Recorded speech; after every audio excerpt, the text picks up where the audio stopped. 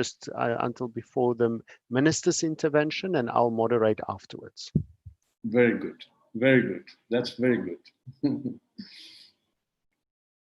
There is an issue. It looks like there is some concern with Senator Tayana, because it looks like he may not be able to participate because of a last-minute meeting of the Argentinian Senate. Because it looks like he had just been called on that one, and obviously dealing with Senate issue is much more important than dealing with climate change issues. No, and it's also very complicated because they are still locked down in Argentina. Yeah, so that's it. That's exactly the information that I just received. So I think we may have to apologize to everyone on his behalf that he may not be able to participate, but he may anytime come up. So good. Mm-hmm. Okay, so I think we should start, no? Because it's already 2 and we have the audience, and so... Yes, anyways, welcome back to the last and final episode of this series of webinars on climate change disinformation. Previous webinars were conducted to set the stage and to draw perspectives on combating false information proliferation within the broader context of climate change, reflect on the need to communicate research-based and factual science to the public from the demand side, and evaluate how false information stems from the supply side. We've been delighted to have panelists to the scientific, cultural, civil society, and many other sectors today. We'll also count on representatives of the public, politics, intergovernmental, as well as cultural sectors, whom are all relevant components of the convergence that we are looking forward for. This webinar will present a convergence and try to address how can we look beyond confusion and inspire action. I reiterate again that this activity is in line with the communication and information sector's mandate to promote universal access to information, also the natural sciences sector's mandate to create knowledge and understanding to achieve sustainable development and greener societies.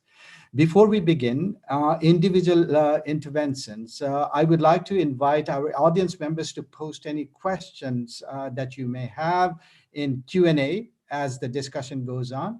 Our team will be monitoring the Q&A, and at the end, the panel discussion, there will be a Q&A session where you will, we will try to bring up all these questions.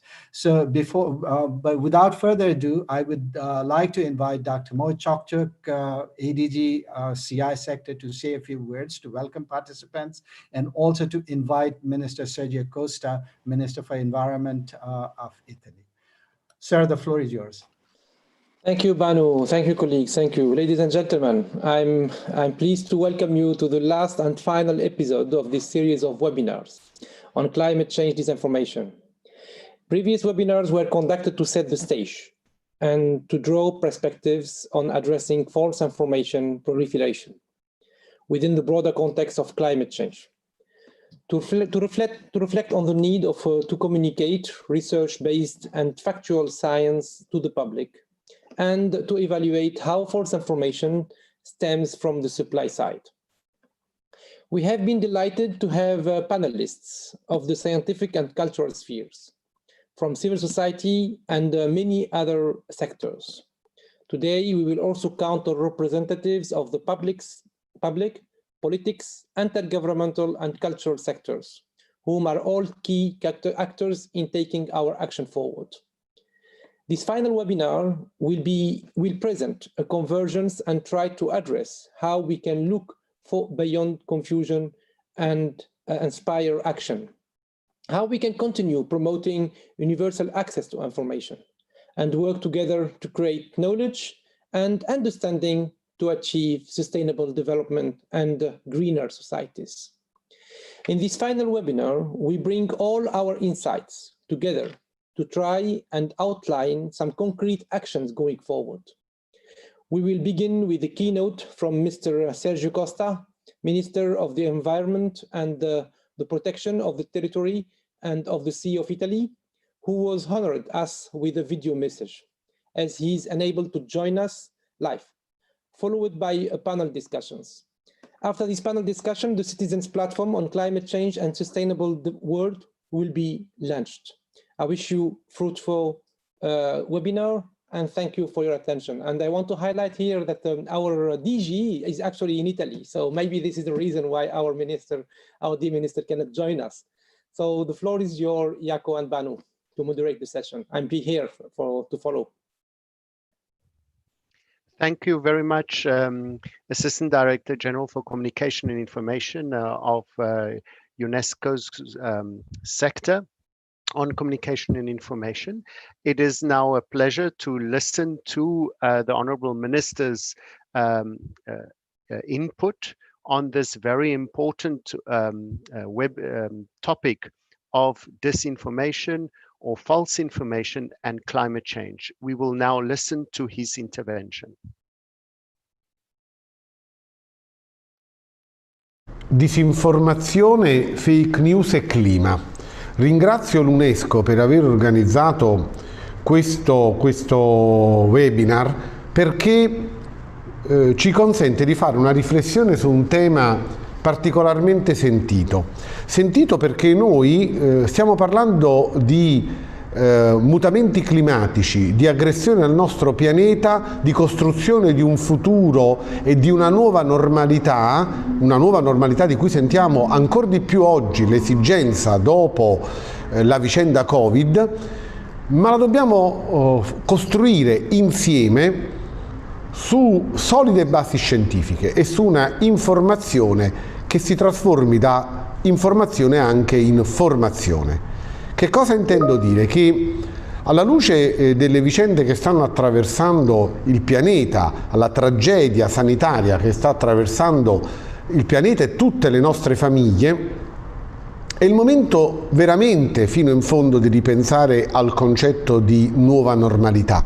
Cioè, vogliamo ritornare tutti quanti al pre-Covid o vogliamo costruire una normalità diversa? Per costruire una normalità diversa appoggiamoci finalmente su quella che è una solida formazione e informazione scientifica. Chi ce lo ricorda tutto questo? Ce lo ricordano i giovani del pianeta, non i giovani di una nazione, i giovani che sono scesi precedentemente in cosiddetti tempi non sospetti nelle nostre vie, nelle nostre piazze, per dirci: ancorate le vostre scelte politiche e la visione del futuro sulle basi scientifiche che gli scienziati ci propongono, e siate attenti a costruire il pianeta del domani, perché il pianeta di domani sarà abitato da noi giovani di oggi.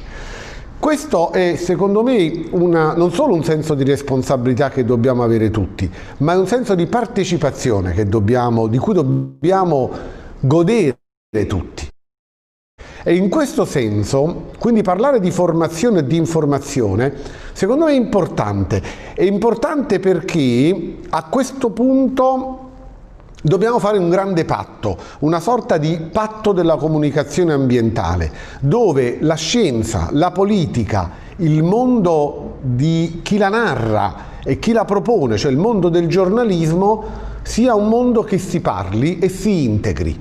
Noi per questo motivo, per esempio, come Paese Italia abbiamo voluto costruire un nuovo tipo di festival, cioè il Festival internazionale del giornalismo ambientale. È chiaro che il festival in questo senso non ha un senso festaiolo, ma ha un senso invece di confronto, di dialettica tra i vari mondi che compongono il giornalismo, cioè la informazione ma che diventa formazione, le varie tipologie di testate, il vario mondo dell'editoria e anche il vario mondo della medesima informazione e formazione, cioè quello della carta stampata, quella della radio, quella della TV, quella che passa sul web. Ormai l'offerta informativa e formativa è tantissima e i narratori dell'ambiente sono tanti.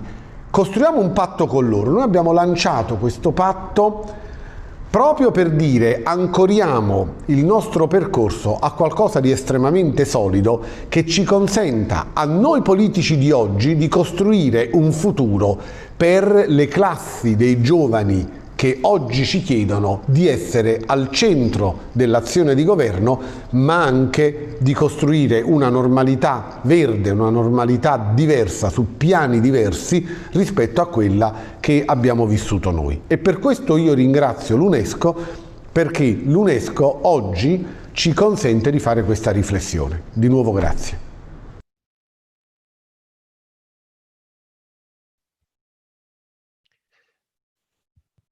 We thank the Minister for his inspiring words, I think, not only by reminding us of our responsibility of taking care of the planet, but also thinking forward in terms of our young people, and also the call to form a new pact of and work in terms of multilateralism.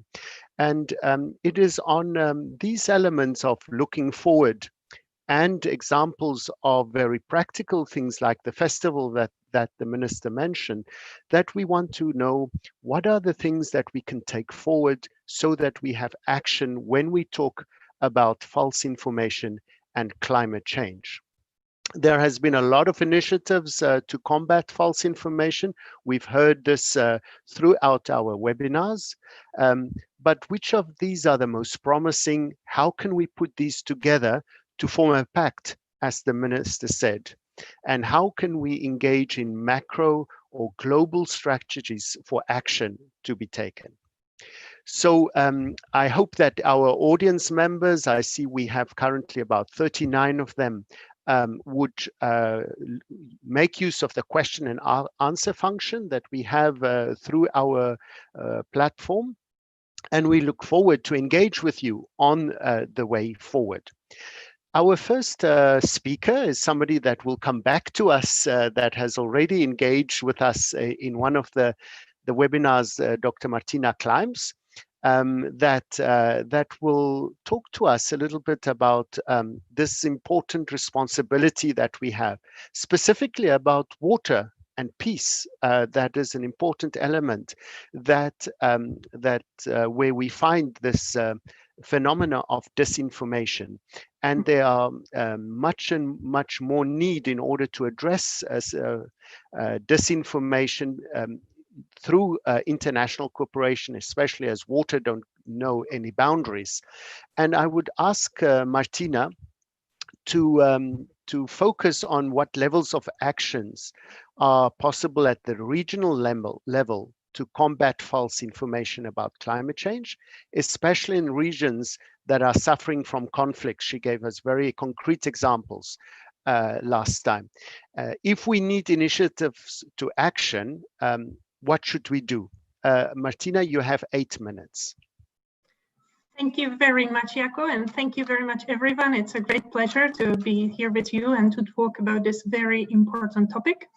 And to start with, I think I will bring lessons that we learned from disinformation on water cooperation processes. What can we learn in this wider debate on disinformation and climate change? And one of the issues is that we need to narrow the space in which disinformation campaigns thrive. Disinformation on climate change and water issue, they thrive because there is very little knowledge. There is a lot of uncertainty. There is a lot of conflicting information. We don't know how the future will look. And that creates a lot of space for those who would like to abuse the situation, exploit it, and start different disinformation campaigns that are often used for political gains. And so for that, we need to the first step that is important, and this is where international organizations and organizations like UNESCO can play a very important role, is to support governments in these regions affected by water scarcity, as well as political violence and armed conflicts, to help them how they can communicate about these very complex challenges, both with their citizens, but also internationally.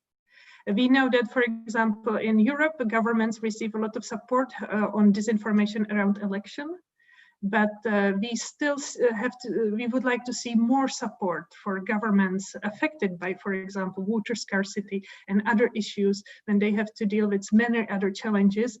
So to get some very targeted help on this.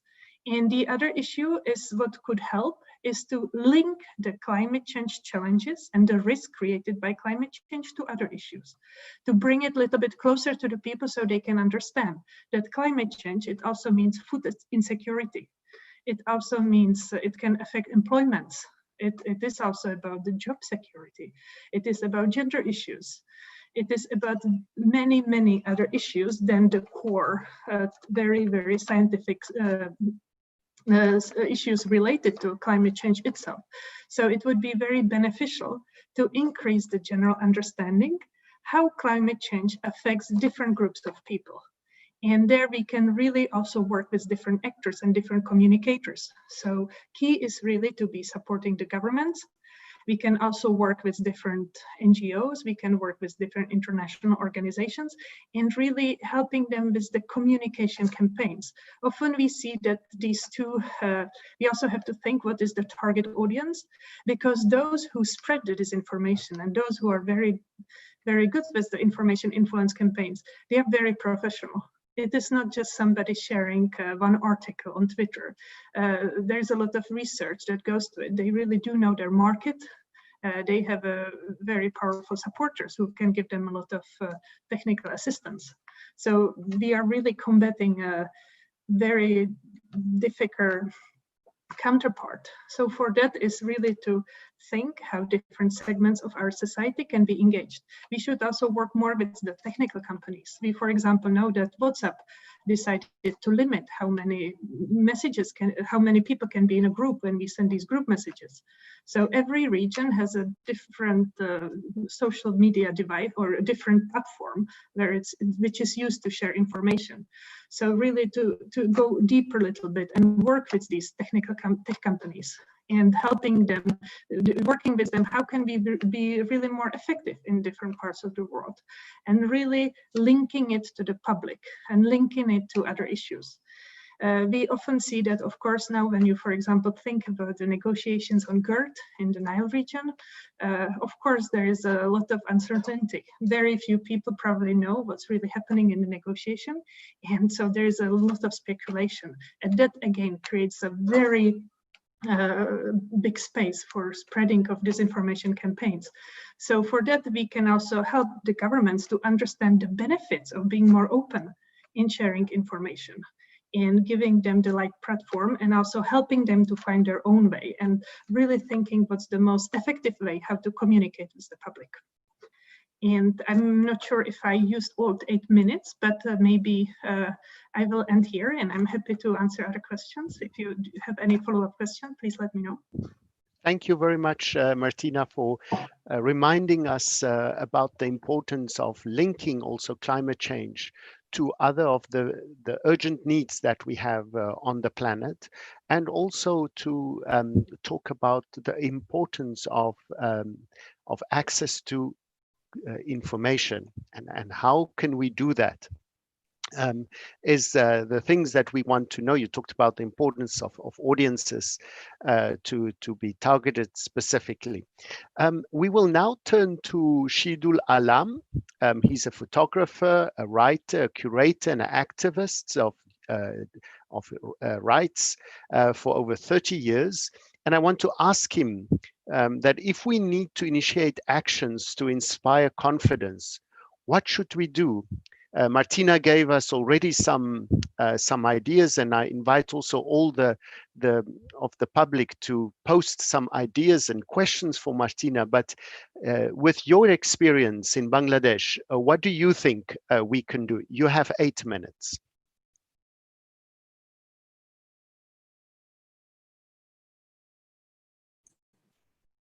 Well, thank you for the opportunity. Yes. Yeah, I have unmuted myself.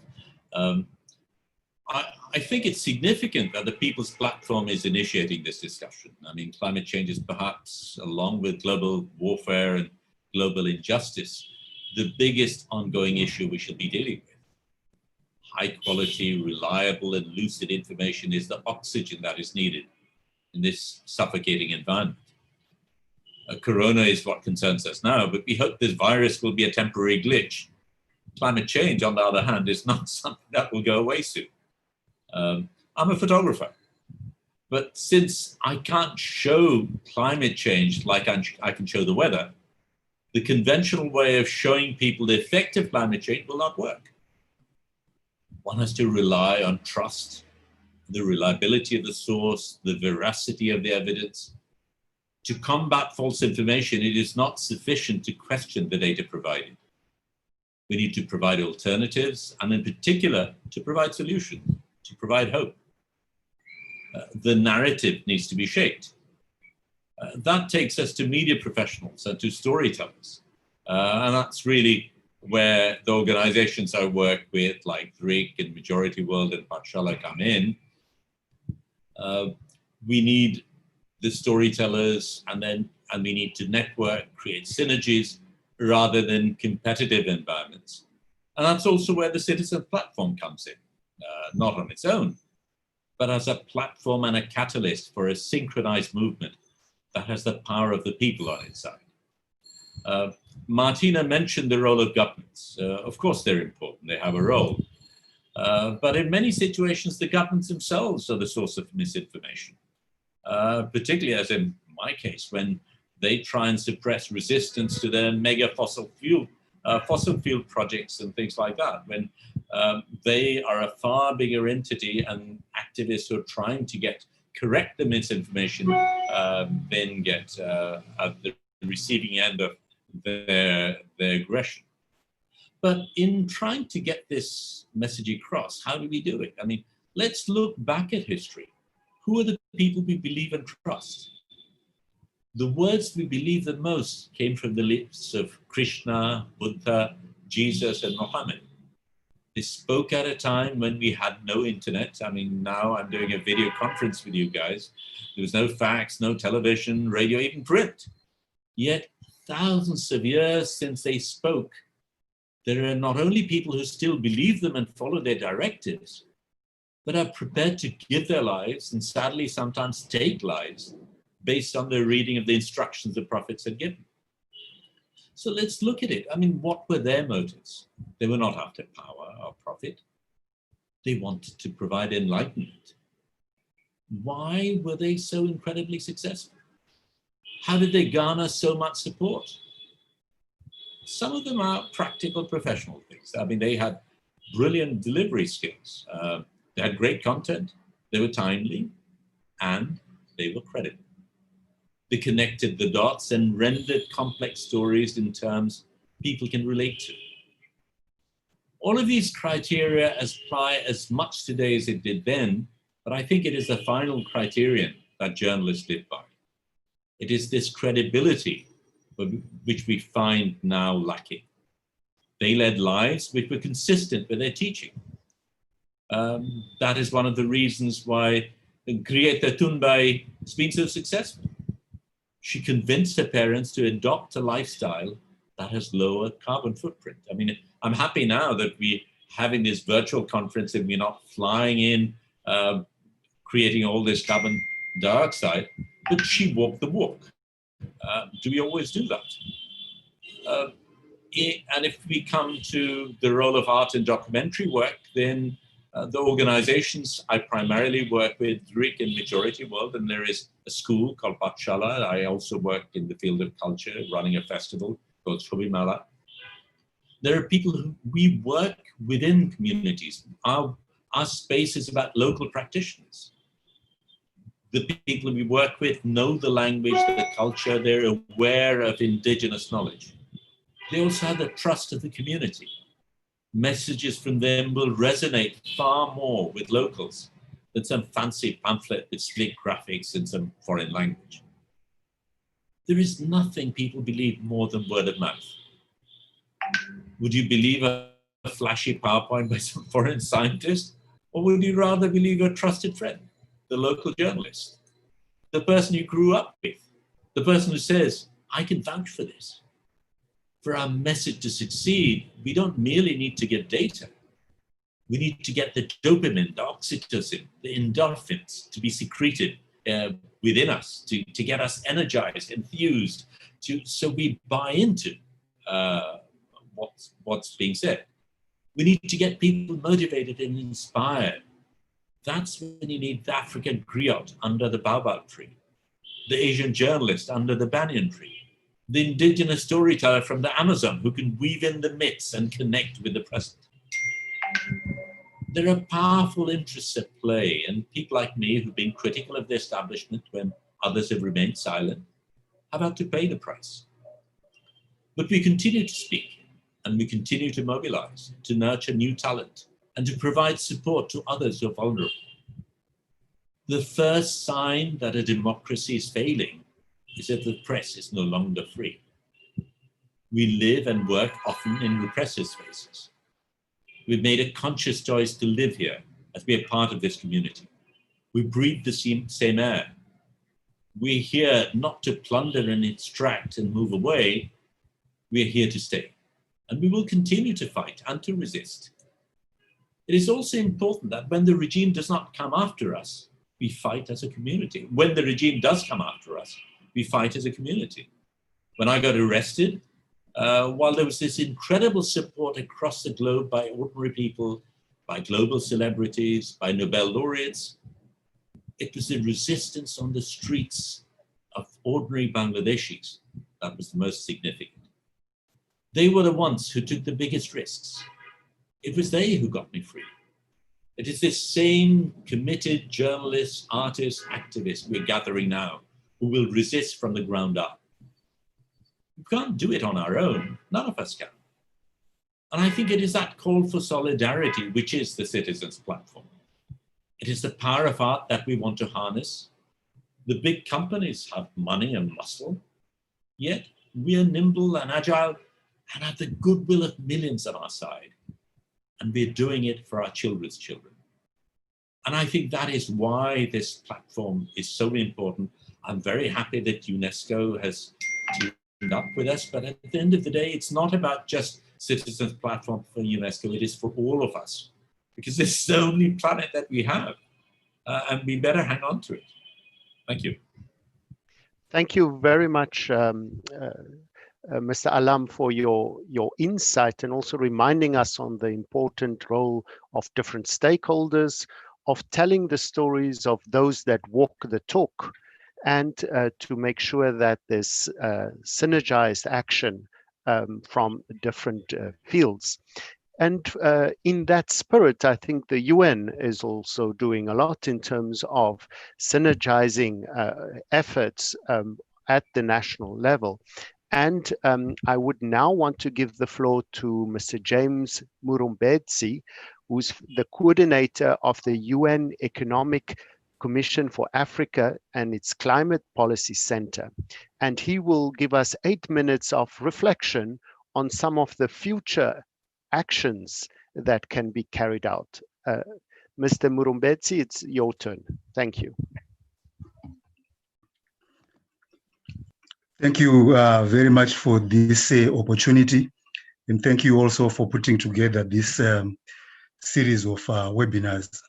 Unfortunately, I'm speaking from a place where the network is not particularly good. So if you will permit me, I'll keep the video off. So from an African perspective, let me start off by pointing out that the biggest challenge that we face is in fact actually the lack of adequate weather and climate information. And we also do recognize that globally, there are many initiatives that seek to obfuscate the relationship between the carbon-intensive human activities and climate change. However, for our continent, which is the hardest hit by climate change and which also has the least adaptive capacity, the most urgent imperative is for us to actually understand how climate change and climate variability are affecting ecosystems, economies, and livelihoods in order to develop appropriate response strategies to build the resilience of societies, of economies, and of course, of ecosystems. Now, in Africa, there are several initiatives that seek to actually respond to this question of the lack of climate information and services, recognizing that without adequate information, there is also very limited capacity to take up the little information that is available and to use it in decision making. And so we actually seek to improve the generation and use of climate information through several initiatives. And many of these initiatives seek to support uptake and use of climate information through, for instance, increasing investment in weather and climate observation infrastructure. The whole of the African continent really has got very limited infrastructure to observe the weather and to also make long-term climate calculations. But secondly, because of this limited infrastructure, it also means that we have got very little historical data on which we can actually understand how the climate has been changing. And a lot of the data that is available is in fact not digitalized. And so it is very challenging to analyze that information. And then of course, the capacity to analyze weather and climate information is very limited and mostly limited to national meteorological and hydrological agencies. Outside of those agencies, for the people who need to use that information in order to make decisions, there's very little capacity to analyze the information. So for instance, urban planners, energy planners, water planners, farmers themselves, they've got very limited capacity to analyze the information that is delivered to them. And in any case, most of this information is delivered in ways that are not appropriate for the different user audiences. So the capacity to communicate available climate information is limited and needs to be developed. And because of all of these reasons, the uptake and use of climate information in any sphere of decision-making on the continent is generally very limited. So this has been recognized at many different levels. So for instance, at the level of our global understanding of the climate system, the most authoritative process is the process of the Intergovernmental Panel on Climate Change.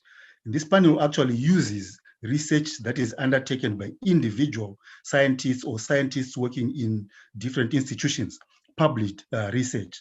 When you analyze the amount of research from Africa, which actually goes into the Intergovernmental Panel's analysis and assessment reports, less than 4% of the scientists that are actually quoted or reported in those assessments are from the African continent. So at the global level, our understanding of what is actually happening in the climate system does not actually reflect any significant African perspectives or African narratives. So we seek to respond to the absence of an African presence in constructing the global climate change narrative. But secondly, also at the regional and national levels, we have the same problem repeating. So there are several initiatives that are already happening which seek to resolve, or at least to begin to resolve some of these challenges. At the African Climate Policy Center at the United Nations Economic Commission for Africa, we are implementing an initiative that we are working on jointly with the Africa Union Commission, as well as the African Development Bank and other Pan-African institutions, particularly Pan-African civil society, represented by the Pan-African Climate Justice Alliance, PACJA. This initiative, the one initiative is called the Weather and Climate Information Services Initiative, or WISER in short, which actually has four main objectives. It is working to support, to modernize national meteorological services and strengthen their capacity to deliver climate services.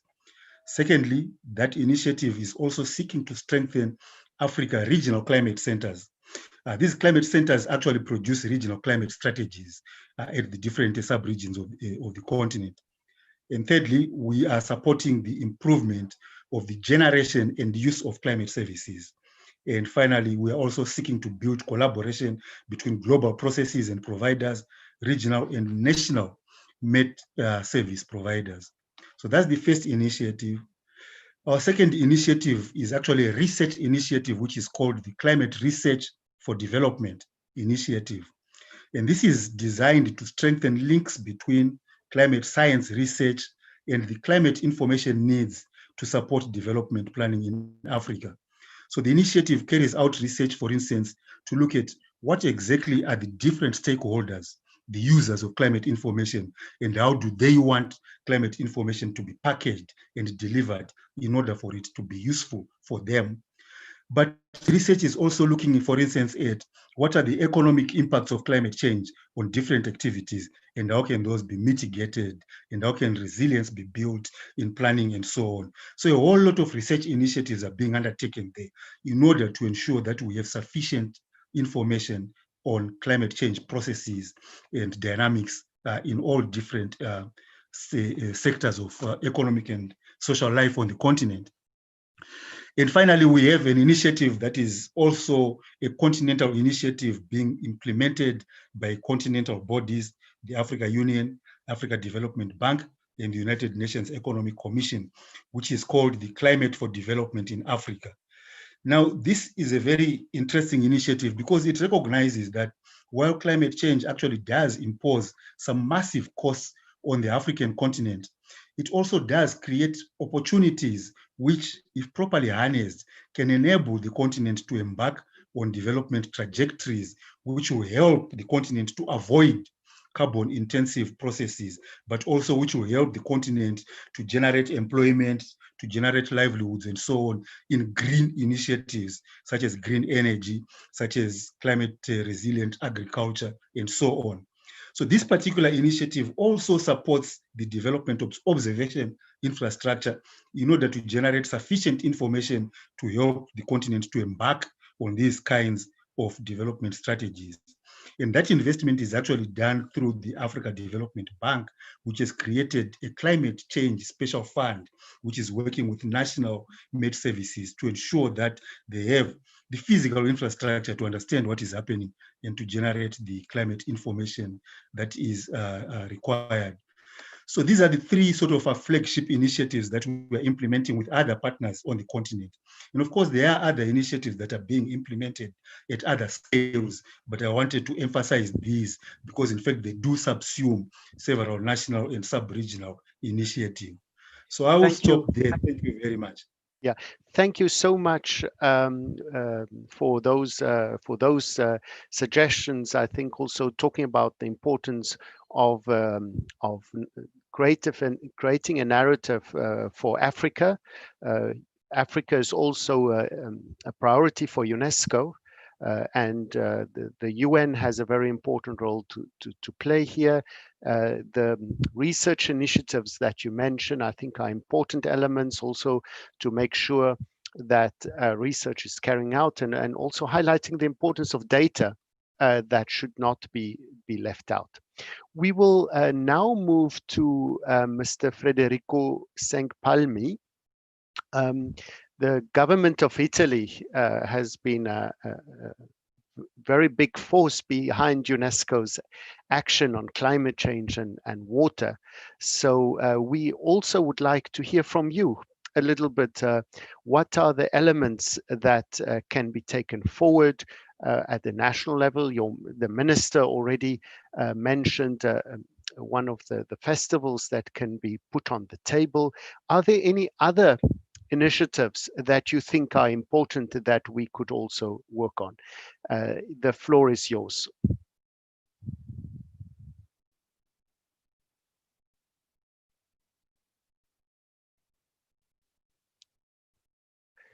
Is Mr. Federico Cenkpalmi with us?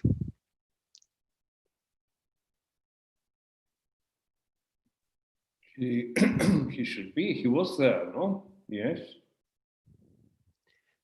Federico Cenkpalmi.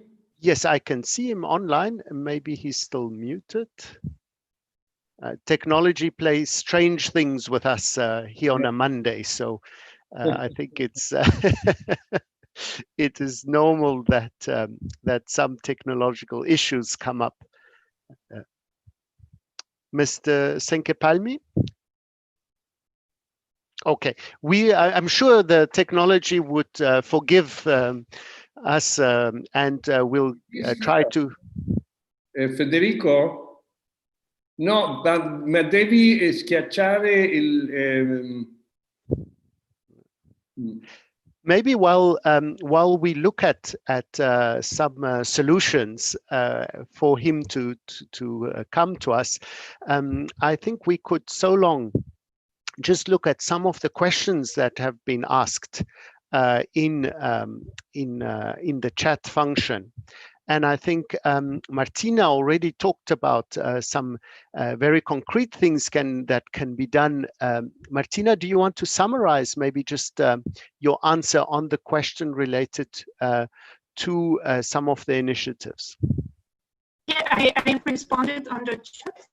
And I just would like to say, I do understand that there is a concern that governments do use fake news and misinformation, and it is true, they do also use it to influence processes in different regions. But we do have to remember that the governments, that they are accountable to the people. And if we think on the global scale, we also do see many countries where the governments have been greatly affected by, for example, brain drain, when they really do, and when they receive, yes. Can you hear me now? Yes, yes. Oh, okay. Okay, I just finished this sentence. Sorry, so when Martina, I didn't want to interrupt you, sorry. No worries. So when they receive assistance, these governments in countries affected by conflicts and in maybe a post-conflict situation, the support from donor community, it's usually on heavy infrastructure. It's more on the traditional projects, and there is a very few targeted support to work with these governments on these communication campaigns and also understand them how much they are hurting themselves should they use fake news.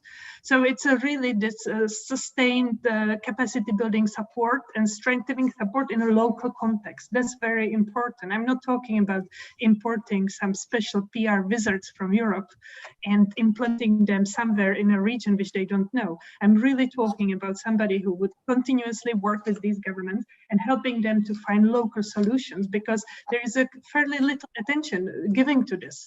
And then the governments, then it's very easy for them to being exploited by different other groups and different sites. So I think that this should not be underestimated, and these programs should also find their priority in different donor support. Thank you so much. But now I think, since you're back, Federico is back, so please. Thank you so much, Martina, for summarizing also the elements that you've answered already. We will now give the floor to Mr. Federico Cinquipalmi, who is the Director of the Office of Internationalization of Higher Education of the Italian Ministry of Universities and Research. And we will give him 8 minutes to give us a little bit his reflection for the action forward. And you might also want to consider one of the questions that have been asked in the chat, talking specifically about the role of education, and especially traditional education, to change mindsets. So that we could fight climate change, and how could educational institutions also play an active role? So over to you, Mr. Cinquipalmi. Thank you, and sorry for the misunderstanding on the microphone. Unfortunately, the new plan that I have in my office, it's very complicated.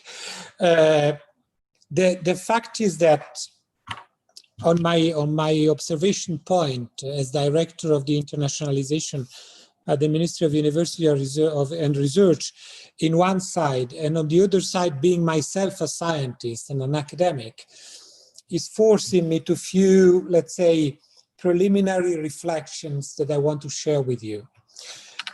First of all, I would like to give you a few keywords that probably will be helpful in order to understand the sense of my reflection. Ethics, credibility, the role of scientists in society, the role of teachers and professors in society, mutual respect, and deontology. Well, I must say that since, let's say, 20 years, I do have observed that all those worlds are more or less getting in a kind of neglected interest on society in general terms. I'm not a sociologist, so that I don't want to take a floor that is not mine. However, it's important to say that last 20 years, in one side, seeing the advancement of the spreading of information through the internet system, and on the other side, the different role that scientists and academics have played toward governments make a substantial changement in the landscape of information in the world, especially in scientific information. What since 25 years was true because it was generally considered true because it was supported by sure data and all the scientific community was ready to follow it, now is questionable for some reason. For any scientist that say something, you can be absolutely sure that you can find another scientist that says exactly the opposite.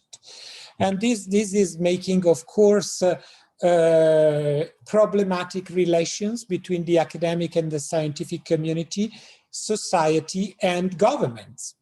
So being, as I said, a scientist and an academic in loan to a ministry, I have been quite often in the difficult position to prepare the political position of a minister in a scientific domain.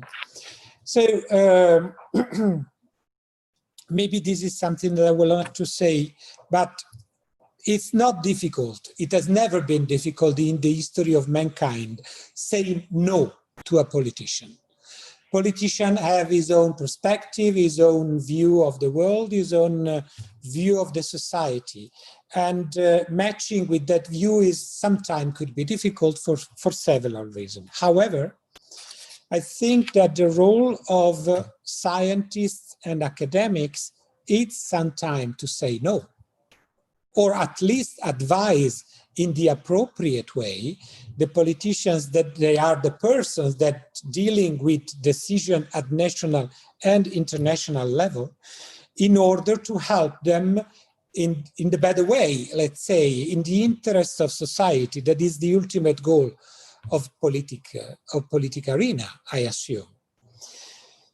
Well, this kind of, I don't want to say the word disgregation, but maybe it's something like that. So it's this kind of difficulties on mutual understanding between science and political decisions. It's one of the terms of problem, probably. The other term, as I said in the beginning, is the misinformation, or better, the excess of diffusion of information through the net, to the internet. So anyone is today convinced that could form his own opinion just because they go on Google or on Wikipedia and they found something that is matching with their own idea. Well, it's difficult, and it's especially difficult being a teacher and a professor, me too, explaining to a young person that is in your trust, in your classroom, what is the difference between having a very shallow knowledge of something or having dedicated all your life to study something, and having the critical capacity to understand a complex problem on the basis of your scientific background. It's not an easy task, and I'm dealing with that every day. It's part of the problem too. So if I will have to say, I don't have properly an answer to all those problems, except the fact that maybe pushing as much as possible, especially in primary and secondary education, on the points of ethic, credibility, mutual respect, and the concept of deontology, even in mutual relation between child and the classroom.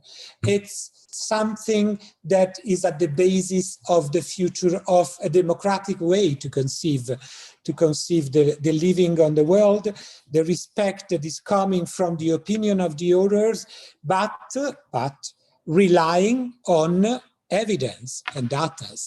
If evidence and data are not respected, opinions could be disrupting for society. It's not enough to say, I do think something that makes that thinking true, especially on complex issues like climate change. Well, Thank you. that's it. I think is more than enough. Thank you so much also for, I think, highlighting also the importance of lifelong learning, I think, in terms of elements related to the questions that we are dealing with, not only related to climate change, but also some of the skills that are necessary to deal with information. We will now turn to some of the questions that have been asked to the different panelists. I see many of them have been answered also in the chats, but I think it's important just to summarize some of those elements. I would also like to just remind everybody that there were two other speakers that were supposed to join us, but because of last-minute changes, were not able to join us in terms of this webinar, and one is Valérie Masson-Delmotte, who's the co-chair of the Intergovernmental Panel on Climate Change. She was supposed to be with us, but unfortunately she couldn't make it. And the other person that was already mentioned here is also the senator from Argentina, that Mr. Jorge Tayana, that could unfortunately not be with us because he has also been called away for an urgent meeting. But I do think that if we look at the questions, let's hear a little bit what our experts have to say. And thank you so much for those that already answered some of the questions. There's one question here on the importance of structured online libraries for people to understand climate change. And I think this is an interrogation in terms of platforms and repositories that are being put forward. What role can they play? And I'm sure that we'll be able to have the example just after this question and answer series. And it would be interesting to see what specific role you see for these online libraries. There's also a specific question for Mr. Alam in relation to disclosing information in small communities and towns, and how do you deal with that while communities do need to be engaged, but there's definitely also a factor where people's lives can be in danger, and what can be done in terms of that. So maybe you could give us some hints on how to deal with information without necessarily disclosing the source.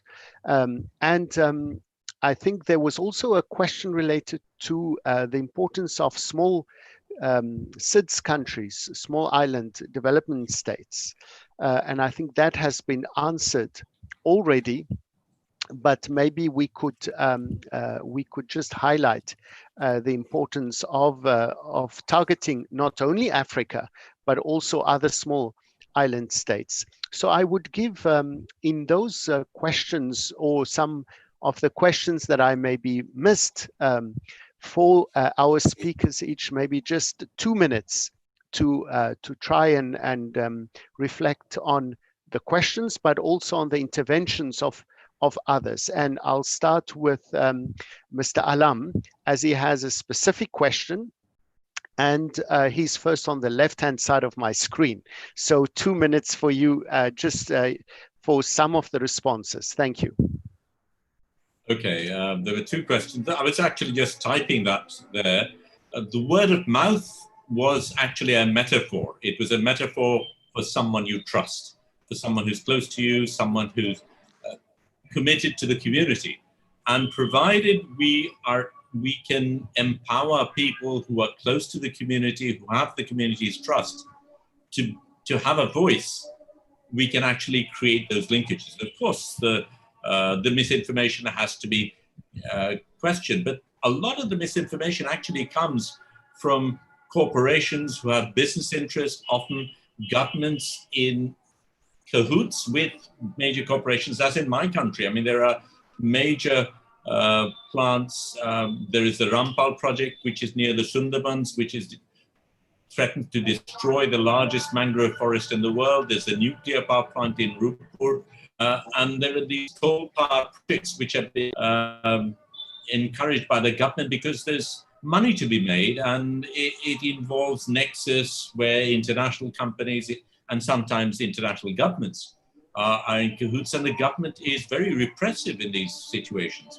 So what we need to find are ways in which people who are trusted by the community are sheltered, are protected, are nurtured, are given a voice, so the sound, the voices of the community can come out, because that is the only way through which La bibliografia della mia monografia c'era una cosa fatta dal governo britannico su.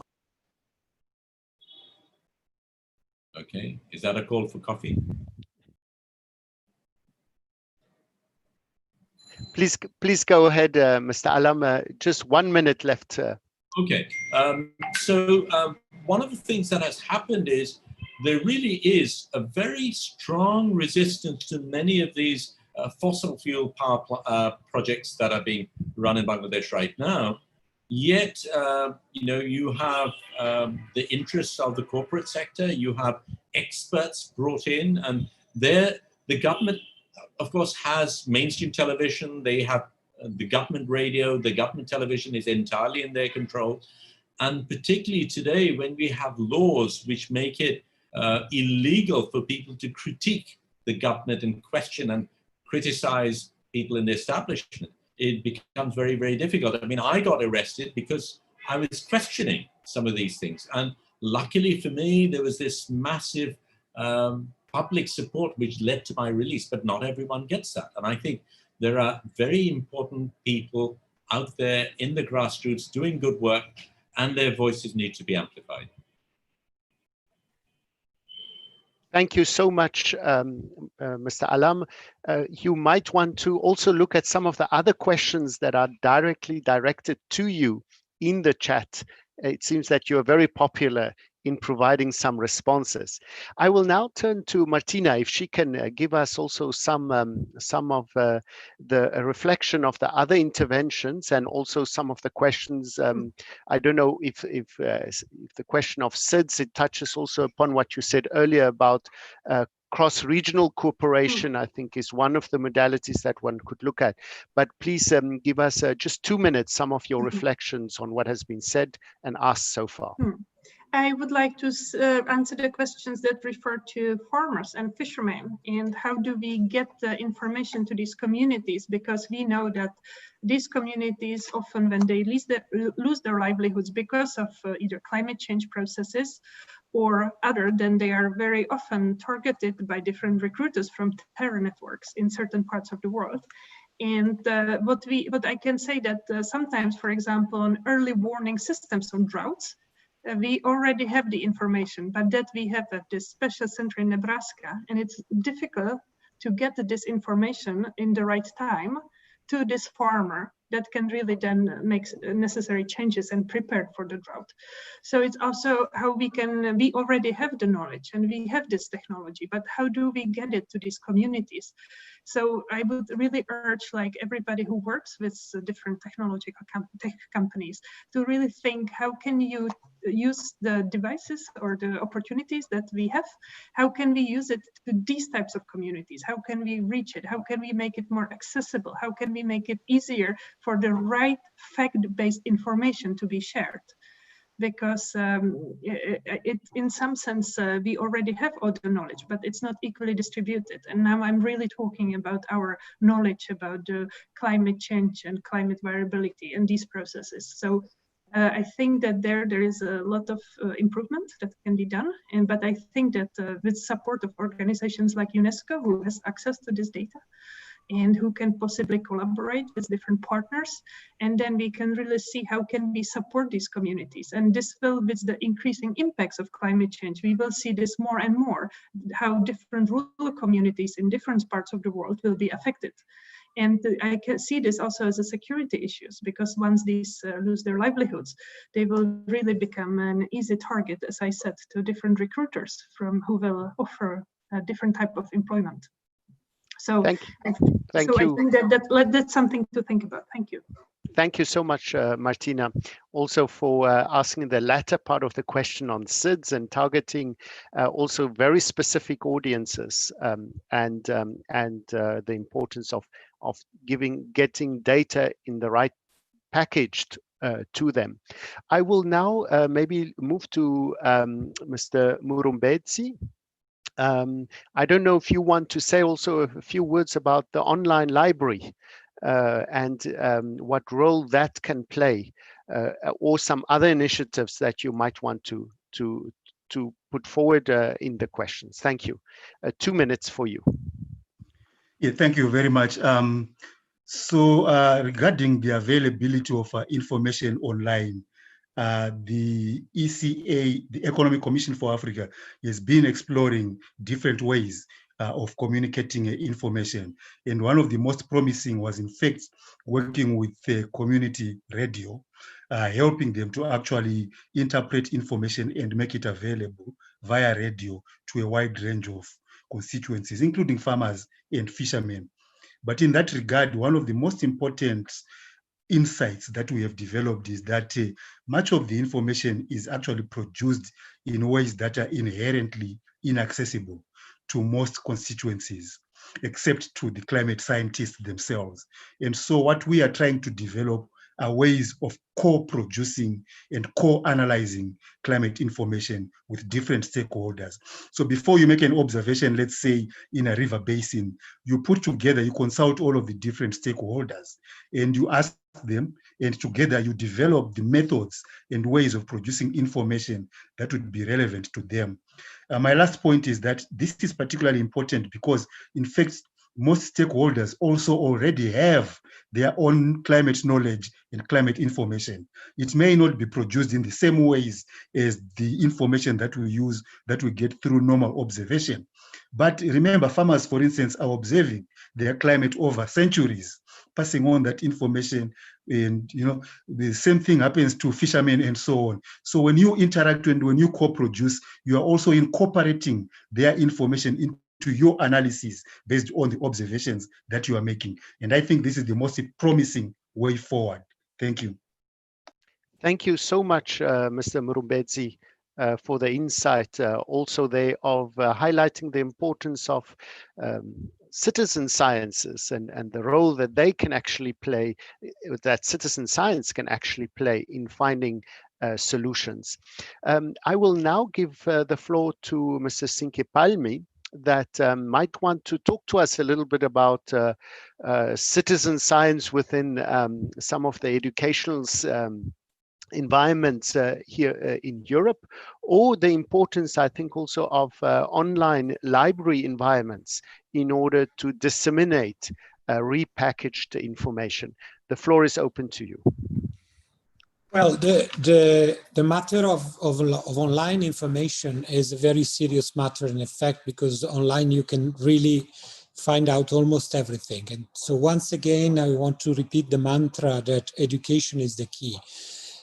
In the new digital era, when we all are moving right now, educating children and young people to understand the source of information that are reliable and the other that are not reliable is a very important point to be raised.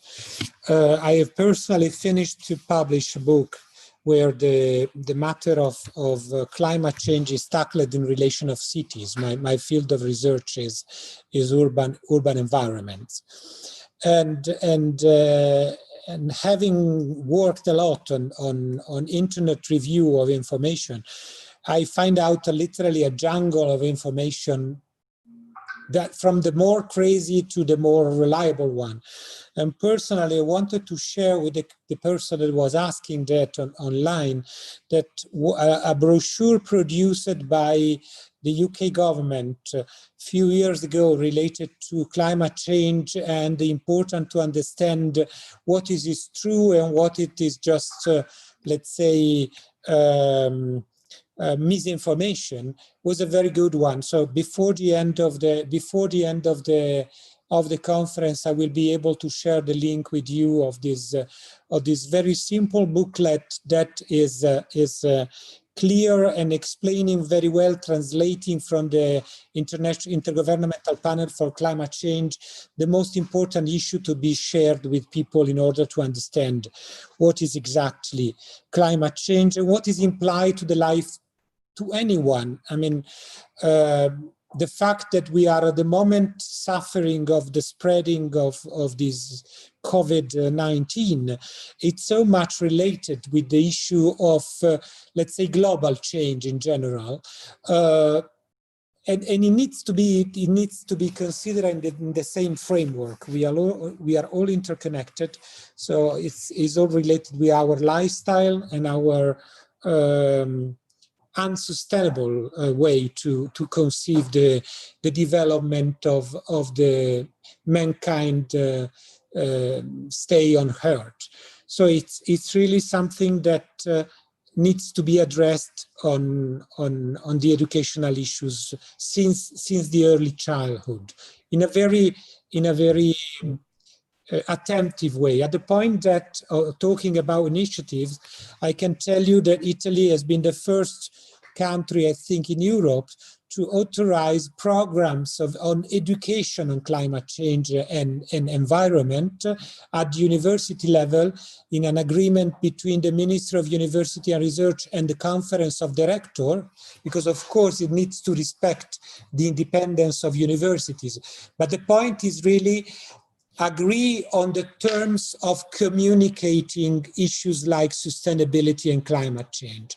It is extremely important to find common ground, especially because common people needs to, let's say, interiorize what is implied climate change for them, for their daily life. And that's probably the most difficult things to do on the scientific point of view. Thank you.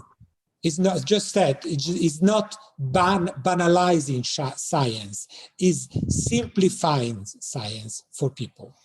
Yeah, thank you so much. I think also for reminding us on the importance of simplifying the sciences to people, but also, as was said earlier, that people could identify with the issues at stake. I would like to thank our panelists for the great interventions and questions. I think we have different elements on the table that we could take forward in looking specifically at action. And one of the actions I think that's on the table is exactly an initiative of Riccardo Grassi, the president of the IPS Academy and the Director General of the Citizens Platform, to conduct the part of the session that talks about the launch of this citizens platform on climate change and the sustainable world. So over to you, Riccardo, in order to lead us to a very specific example that can be put forward in an online environment. Thank you very much. Thank you. Thank you very much. Thank you very much to you and to the panelists that have been speaking so far. So we are here today in this webinar. It's about convergence. Convergence for action together, which is a central point of the citizens platform that we are launching today. Action together with timely, extremely accurate information, imagination, critical thinking, and art, because art most of the times convey messages and generates mobilization more than millions of words. This is at the core of the independent citizens platform on climate change and a sustainable world. It's implemented by professional journalists and communicators. So it's a digital medium, not collateral to any other activity. It's a medium, then information and communication that after me, Roberto Razzetto will explain in details the conceptually and the particular elements that are structured in this platform.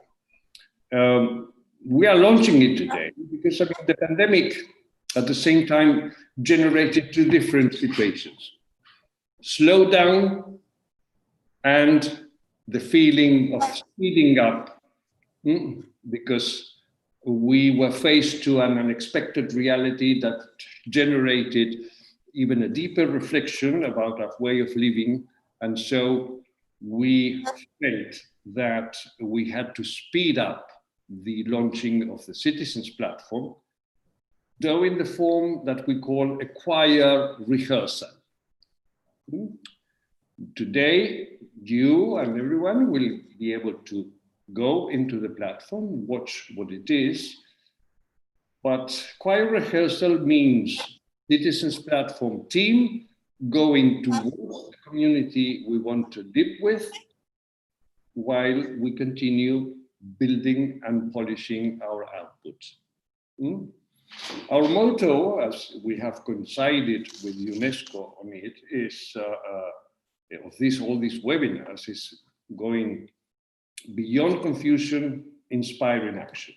And this is also at the very core of the Citizens Platform. All the outputs that we are producing and the action that we are generating has to do with going beyond the confusion that has been created or is created by disinformation, false news, and non-skilled communication, which is a factor that counts very much.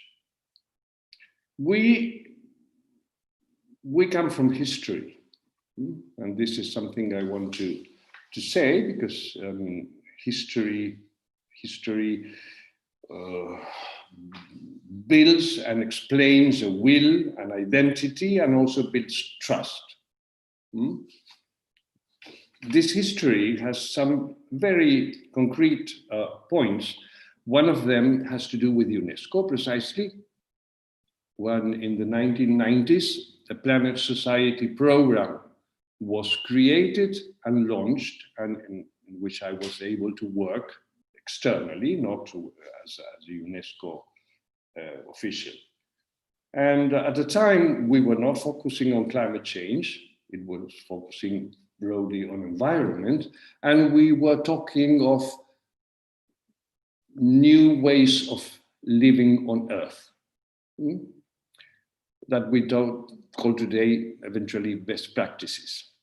But we were also identifying worldwide these new ways of living on Earth, as the Citizens Platform is doing, searching information and building the stories of those of thousands and hundreds of thousands already today worldwide and at very local levels, testing other ways of producing, other ways of consuming, and other way of living together. We don't know exactly, there's not a formula yet on how reorganizing our lives. We just have signals, some ideas to debate, many ideas to consider, because this is complex, but that's what we want to do. That's what we want to do, and this has to be done globally, but critically at local levels, because changes happen locally, with local people, communities. That's where things happen. You can touch them, feel them. It's not virtual, let's say. And for that, in our development model, as you say in the jargon, is moving from where we are now, which is in Italy, to regions, from regions to countries, within the countries to local realities. On this, for instance, in the case of Asia, we are working already together with Shahidul Alam and his fantastic social enterprise called DRIC, and also Majority World, which is a photo agency. So that is fundamental. In this history, there's another element that is called enterprise service which is a news agency already created in 1964, when the inflow of information in the world was basically controlled by 5 news agencies distributed between the United States, UK, France, and Spain. Those were the main ones. IPS came in to change the rules of the game and created a school of thought to which I belong. And that Citizens Platform picks up. This school of thought has to do with how you structure information, who are the main actors, and so on and so on. So it's a long history that counts and that gives substance and solidity to what we are launching today. In this, coming together with UNESCO, of course, is fundamental, because UNESCO, apart from its prestige, is a gigantic concentration of information, data, experts, and a lot of people with goodwill, professionally doing good things. This was just my general introduction. I will probably say something more concluding, because I think that also recognizing as history, also recognizing and gratitude are very important for what we want to do. And I will introduce now to my colleague, partner, friend, Roberto Razzetto, with whom we have created together the IPS Academy and conceived together the Citizens Platform on Climate Change and Sustainable Development. Besides this, Roberto is a brilliant young person, multicultural person, that heads the international affairs at the IULM University in Milan. He also heads the consortium, is a consortium manager of the Goethe Hofstede Consortium. He is the head of teaching of the Master of Arts in Communication for International Relations. And since 2011, he is the advisor for the strategic communication and climate change for the World Bank Group. He's also a journalist, and he has specific PhD with a specialization in communication for climate change. So I think that now I give the word to Roberto, that will also present the image of the platform. Thank you very much, Ricardo. Thank you very much to all. And before I try to explain a little bit something about the platform and how we created the platform, and then I'd be glad to show you the platform for the first time on the web. So I would like to start with a quick consideration, Ricardo, that was already raised during the last Wednesday webinar. It was said by Emmanuel Vincent of Science Feedback, if I remember well, that the digital and platforms within the internet environment elevate and enhance the possibilities that science must be embraced. That is where I would like to start today, as this is happening for several reasons, 3 positive reasons and 3 pitfalls. The first one, because of the immediacy of the message, which potentially can reach all the inhabitants of the earth at the same time. So this is one of the features of the digital environment. And secondly, because of the need for simplification that we need through a vehicular language as English language of the message itself. Third point, for the interactive capacity inherent in the message itself, which can be transformed and adapted to to different cultures. Within these three reasons are hidden also much pitfalls. So the first one is the immediacy of the message needs devices that allow the same speed for access. These devices are real prostheses of the body that allow to act with the same speed and promptness of the message itself. Only in that way it is possible to define an environment of involvement that echoes the message. The second point, the second pitfall, is the simplification of the message, that its dark side is hidden in the message itself. This is one of the reasons why we find ourselves today in an environment called of post-truth, in which misinformation is ennobled in the same way as truth. Why this? Because as many simple but false messages, which are equal and contrary to each other, create a contrast within the same scientific news. And this, in turn, generates a discussion and debate that is misleading compared to the news. The third pitfall, the third problem, is the ability of the scientific message to be conveyed at a multicultural level, and therefore is its ability to penetrate the popular culture of reference. If we mean local pop culture despite of global pop culture. This is and represents at the same time the value of the message itself. So the multicultural level. And here, Ricardo, I would like to underline a central point for us. The message that must be conveyed cannot be considered vehicular if it does not have the capacity to be transposed.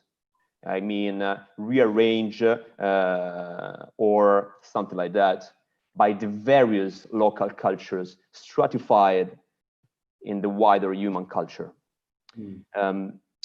And I'd like to introduce one of the central features of the platform that is not active today, but will be active in a few months. So the multilingualism of the platform.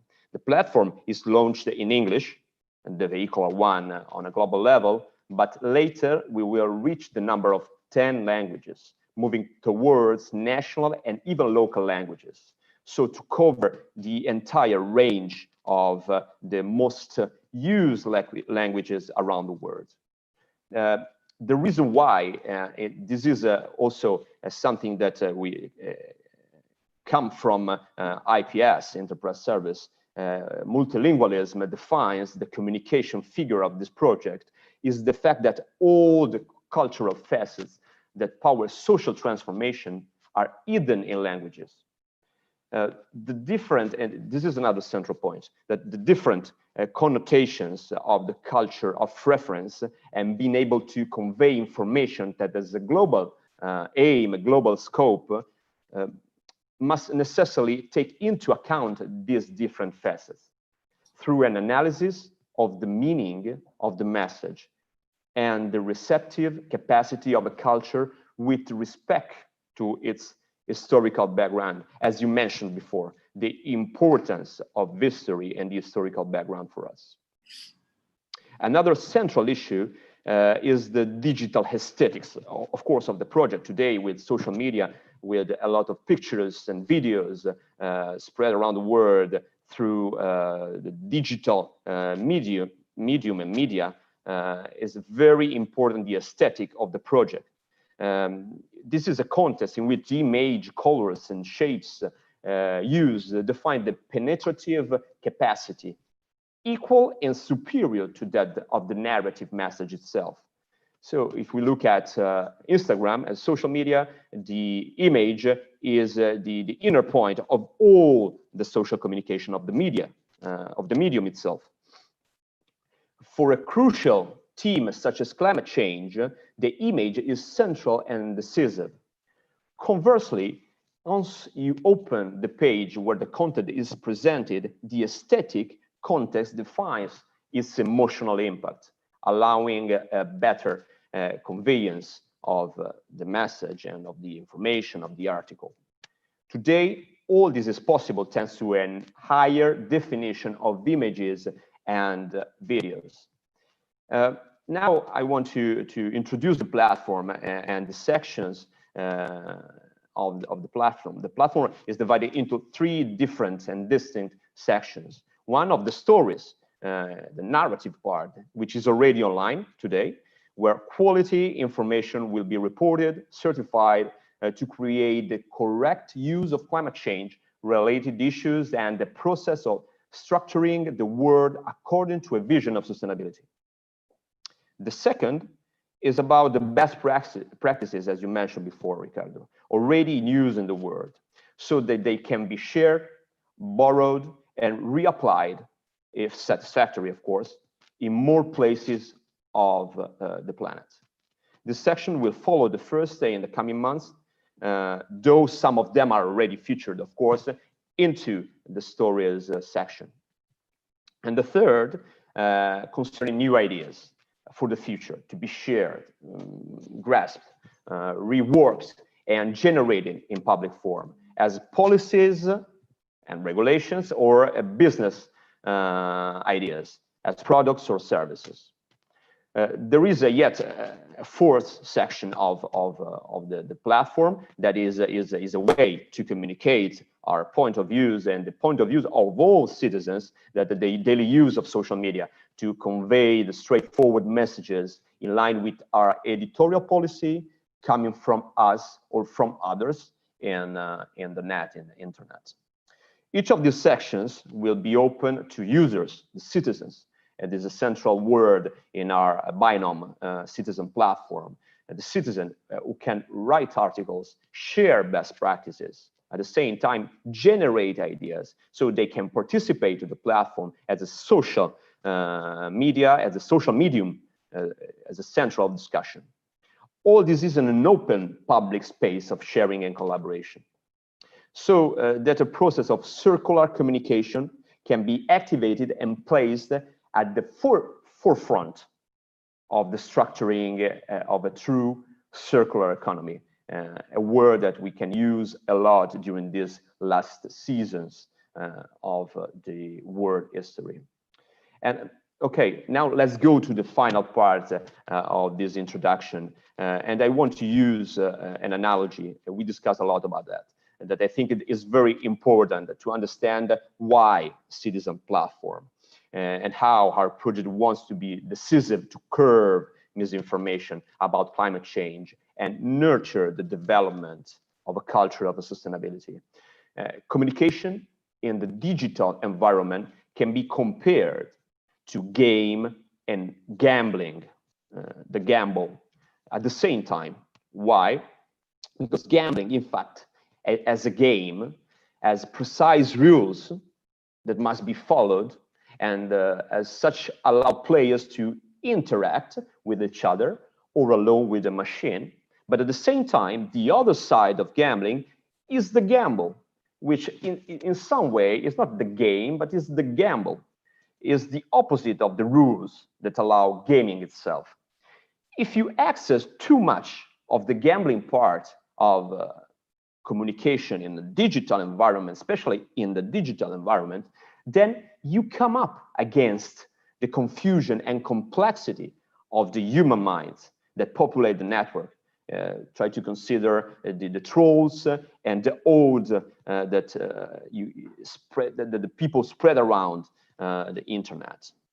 And this generates no longer content that produces information. This is one of the roots of disinformation, misinformation, and post-truth environment.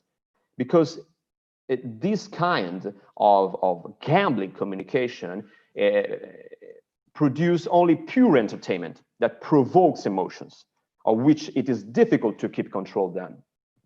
But if you stick to the rules of communication, conveying a transparent and clear message that has all the connotations mentioned before, then it is very likely that the game you are playing can end with the satisfaction of all. So, Another time, I wonder why citizens platform? Through shared information. Second, with stories, best practices, and ideas. Third, through social communication that supports and feeds the debate. We will try together to nourish the correct information that reaches everyone, the citizens of the planet, because we are all involved. No one is excluded. No one can be left behind. So this is not a simple battle between the humans, but this is an opportunity to grow as humanity, to free ourselves from a past that risks in some ways being our last chapter and the last chapter of our history. And with this statement, I like to introduce Ricardo, if you agree, the citizen platform. So I try to share the screen with you. Because we are arriving to the end of the time allotted. Can you see now my screen? Yes, I see. It's okay. Partial. So I try to show you. This is the first release of Citizen Platform that is online today at the address cityplat.org. You can see here an article that is an original article featured by Riccardo Grassi and Mohamed Yunus.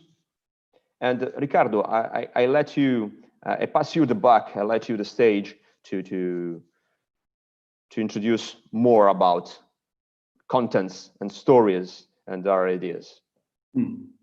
Okay, we unfortunately we already run out of time, no? So what I do is to invite everyone to go into cityplat.org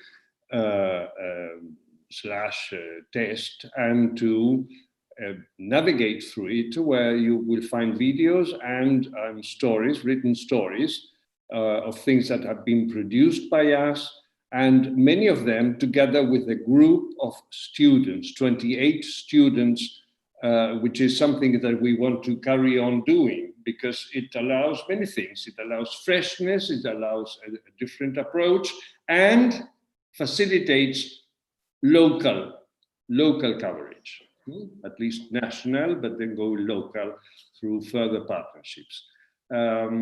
Because now we have to conclude, and Mr. Moez Chakchuk is going to give some final words, and from our side, just to thank for all that made this possible. I mean, concrete persons like Banu, Neopane, David Estorti, Melissa, Asha, and of course Moez and Jaco in all this endeavor. And to all those that have participated in this 4 webinars, we will be contacting each one, because now we have to build this convergence for action. And in the case of Citizens Platform, it's about coming together and not competing, because there's no need to compete. On the contrary, there's a need of empowering each one and to highlight the good things that each one look and are looking for. So with this, I personally say goodbye and move on. Banu and Jaco, please. Thank you so much, Ricardo. I think also for this presentation, I think also of the exciting platform that is being developed and now launched. And I'll hand over to the Assistant Director General for the Communication Information Sector at UNESCO, Mr. Moez Chakchuk. Moez, over to you. Thank you, Jaco. Thank you, Ricardo. I'm very pleased to follow this session, and and also congratulations for what you achieved on this platform. I think it's really promising, and there is a lot of work that needs to maybe to be done, and we are here to engage with you.